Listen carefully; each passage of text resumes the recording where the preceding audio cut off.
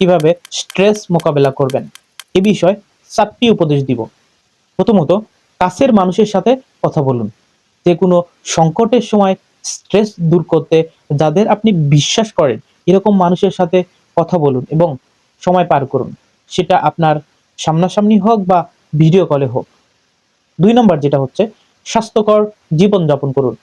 বাসায় থাকাকালীন পর্যাপ্ত পরিমাণে ঘুম, ব্যায়াম এবং প্রচুর পানি পান করুন এবং স্বাস্থ্যকর খাবার খান।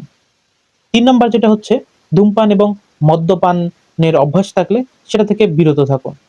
দরকার হলে কাউন্সিলিং করুন বা সাইকিয়াট্রিস্ট এর শরণাপন্ন হন, তবু কোনো ধরনের নেশা করা যাবে না।